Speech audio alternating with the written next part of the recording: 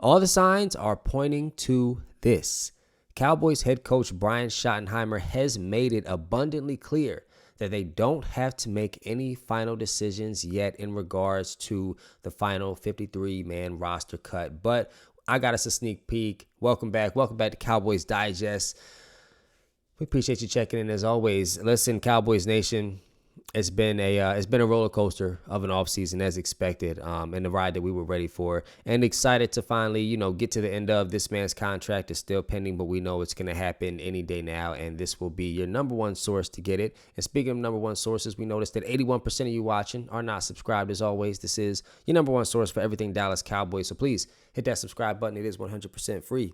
Now let's get right into it. So I found a very interesting article. This article was found over at Dallas Morning News, giving us a look at the 3.0 roster. And so pretty much the opening, title for the article is Cowboys 53-man roster projection 3.0. Joe Milton's erratic preseason cost him elsewhere. So basically what it's foreshadowing and meaning is this. When you first look at the quarterbacks, it's Dak, Joe Milton, and Will Greer. Most times you hope that when looking at the quarterback position that you only have two. You don't want to fill three spots up with a quarterback, because then it just takes from depth. It takes from depth from whether it's from the O-line, the D-line, the backfield, or the wide receiver room. It takes from a position. And with Joe Milton playing the way that he has, he's kind of slinging the ball all over the place. Some good throws. He definitely had some good throws, some nice throws, but overall, it's kind of suspect. And this is kind of why the Cowboys are kind of sitting with this decision where they're going to need three quarterbacks. My personal opinions on it are I think Will Greer is going to, show to be like the clear QB2, and maybe we can trade Joe Milton potentially for some depth somewhere else. Maybe. But let's go a little further. Let's look at the running back room. So the running back room, Javonte Williams, Hunter Luepke, Jaden Blue, and Phil Mafah. So it would have been, Miles Sanders, but Miles Sanders is dealing with a slight, injury. And his performance has been okay. It hasn't been terrible, but I honestly am more of a Phil Mafah and Jaden Blue. I'm more swayed to them. Phil Mafah had some great runs against the Rams. They were all called back on flags. If you go back and rewatch that game and go look at some of the tape, a lot of Phil Mafah's runs were like 5 yards, 6 yards. He was cutting in and out. I think he's definitely going to be the number one as far as the 1-2 punch, and Jaden Blue is going to be that home run hitter. Overall, I think this is a solid running back room. You could trim a guy down. We're one of the few teams that still keep a fullback with Hunter Luepke in there. He's great, but I think, with Javonte Williams and Phil Mafah, you may not need Hunter Luepke.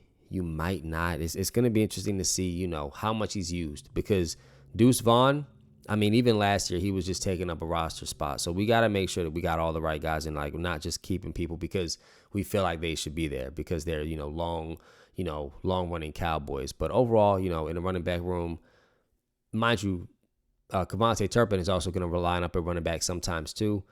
We don't need to stack this room with four running backs. I think a solid three will do for sure.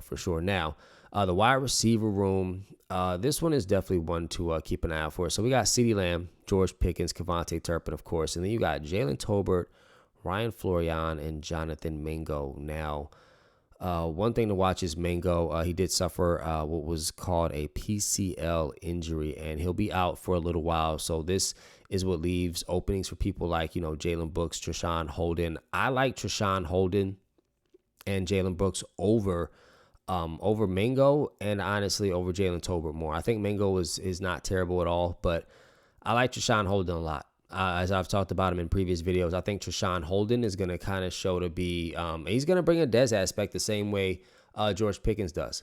And Ryan Florian, they said, kind of had, kind of that esque to his gameplay. So I'm excited to kind of see, we know who 1, 2, and 3 are, but as far as that, WR4, Ryan Florian, I really hope he emerges. Jonathan Mingo, again, he's a guy that the Cowboys have always, he was on their draft list. They didn't get him and then go get him from the Panthers for a 4th round pick. We need to see that value this season on like a close to 1,000-yard season, close to 10 touchdowns type of performance. for giving up a 4th-round pick. But overall, this is a wide receiver room. I'm not mad at it at all. I think, again, CeeDee, George, Cavante, they're going to be our dogs, and they're going to carry us the whole way. Now, tight ends is where it gets a little, I think it's more clear. I was gonna say more interesting, but it's actually more clear than anything. We knew it was gonna be Jake Ferguson and Schoonmaker. It was just a question of Brevin Spanford, and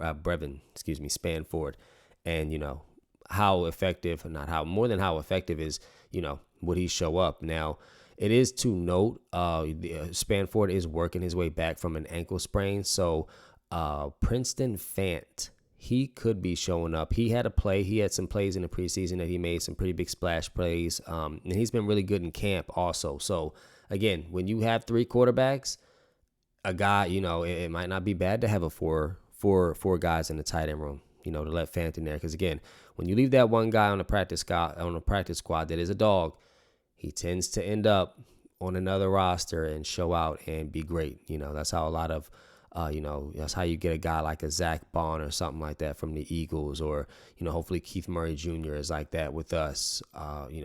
Guys like that, we hope to see them pan out. But again, overall in the tight end room, I think the tight end room is solid. Now, offensive linemen, of course, Tyler Guyton, Tyler Smith, Cooper Beebe, Tyler Booker, Terrence Steele. Those are your starters. And then behind those guys in order, it is Nate Thomas, Brock Hoffman, Akeem Ajendi, I'm pronouncing that probably wrong, and then TJ Bass. Now, what you notice is again, when you got that 3 quarterbacks taken up, we could have an additional offensive lineman. We could have an even 10. We could have an even 10 to have even depth all the way around, but we don't. It's not terrible. I think our offensive line is going to be great. Thank God. As I've been saying, as far as, the Cowboys putting a positive Jew out there, Tyler Guyton, I believe, will be back for week 1.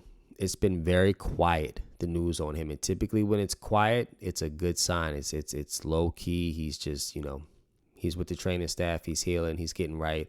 Overall, our offensive line, I think, is going to be, are we going to be top 10? I think we have the potential because we are one of the youngest, and we got young, strong guys. Tyler Booker's a mauler. Tyler Smith is one of the strongest guards in the league, and Tyler Guyton has gotten way bigger. Terrence Steele, one of the best run blockers, and I'm not upset at all at Cooper Beebe. I really like Cooper Beebe. I think he's going to be, that whole arm length thing doesn't matter with him. I think his dynamics, his mechanics are sound, and I think we're going to see that this year. Now, let's go a little bit further here. We did our O-line. Let's go to our defensive line. So we got Micah Parsons, also Digizua, Solomon Thomas, Mozzie Smith, Sam Williams, Marshawn Nealon, Dante Fowler, Donovan Ezaraku, of course, Peyton Turner, and Perion Winfrey. Now, other than Mozzie, I'm not mad at this group. I think Jay Toya, the guy we drafted, who I think is going to be our Vita Vea-esque type of defensive lineman in the run-stopping context, I would prefer him over Mozzie right now. I think his energy is better. I think he's stronger, and Mozzie always gets pushed back. But overall, I think this defensive line group says we're going to easily be able to get after the quarterback, but can we stop a run-heavy team and a big offensive line team? And we're going to find that out week 1 when we make Eagle soup. This D-line is going to be the biggest thing to watch. I mean, above the revamped offense, the D-line and the O-line play is going to be like what my eyes are on the most come week 1, because we know what we get from Dak when he comes back from injury. We know what he gets when he got a true number 1 and 2 receiver and, even somewhat of a running game. What is the D-line and O-line going to look like? The D-line above all. But again, Mozzie, let me know in the comments. Let me know what you think. Mozzie Smith or Jay Toya. Who would you rather have? Who would you rather see? Now, let's go a little bit further. Linebackers, Jack Sanborn, Keith Murray, I can't pronounce his name, Damone Clark, and then Shamir James. Now, of course, Overshown will be back. That's going to be, he'll be bumping somebody out of there for sure. This is the newest our linebacking core has ever looked. I mean, from a standpoint of once upon a time ago, we had the Sean Lee, the Wolf Hunter, and the other guy who pretty much, his legs just gave out on him. We at one point had dogs. This is the rebuild in the linebacker core. Overshown is obviously the foundation of that. Who's coming back and will be back. But as of right now, This is our linebackers. These are our starters and our backups. Jack Sanborn and Keith Murray have been balling out, in my opinion. I think they're going to be solid. And, of course, Morris, he's going to be great. He's already been showing out in camp, and I think his year 2 is going to be phenomenal. It's really just about when Overshown is back. Now, the cornerback room, Deron Bland, Kyer Elam, Israel. This is the top 3. This is you can put Booth at 4, that's fine. You might be able to, I would slide him even. I would even put Hall in front of him. But then you got Hall, and then you got Zion Childress, who I talked about in the previous video. Now, Diggs and Trevon Revel will replace both Israel and Elam. But this is our cornerback room for now. Now, the article does say the fascinating battle right now between Zion Childress is kind of like, him and Hall are kind of going back and forth. But again, when Diggs is back, Trevon Revel is back, and even Kalen Carson and Josh Butler come back. Some of these guys are going to be hitting the practice squad, but it's all about, how they look when they get back too, because if these guys are balling, it's going to be one of those great problems to have, because if there's one thing that's great to have, is great cornerback depth. But as of right now, this is the cornerback room. It's not terrible. I'm not mad at it. If we go a little bit deeper here into the safety room, Malik Hooker, Donovan Wilson, Wanye Thomas, and Marquise Bell.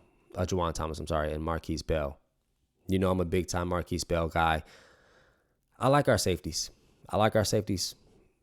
No two ways about it. I think our safeties are some of the I'm not going to sit up here and say some of the best as an honest Cowboys fan, but I think they're some of the most consistent in what they do. They make splash plays. They are consistent safeties, and they always are on the field.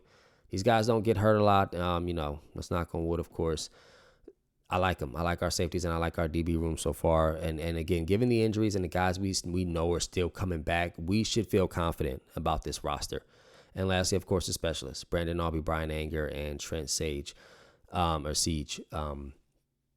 our 53. Another quick little announcement I saw here. I have to do some digging into this. A veteran cornerback, Michael O, because I'm terrible at pronouncing last names, who's most recently played for the UFL's DC Defenders, is signing with the Cowboys, per source. So a little bit more depth in the cornerback room, which, of course, that honestly points a lot more towards the injuries and the recoveries of Diggs and Trevon Revel. Let them take their time. Let's go get depth if we need it. Overall, this 53-man roster, when you look at it, Dak, the quarterback room, the running back room, the receivers, the tight ends, O-line, D-line, linebackers, corners, safeties, and specialists. This is our team. This is our team, Cowboys Nation. This is what Brian Schottenheimer has given us after, being put in a position he's been put in to build a championship type of roster. This is it. I feel confident in this team. I feel the most confident because we have Dak Prescott, without question. You don't even begin to feel confident in a team like this without a Dak Prescott, a CeeDee Lamb secondly, and a Micah Parsons thirdly. And you can, reverse Mike and CeeDee all you want. But overall, let me know, Cowboys Nation, how do you feel about this roster after checking them out? Do some research. Let me know what you think of the certain players, who you think should start when they come back from injury. Keep me posted. We will always be hitting you with the most recent information as we get it. We appreciate you checking out Cowboys Digest. My name is Tyree Allison again, and we'll see you next time.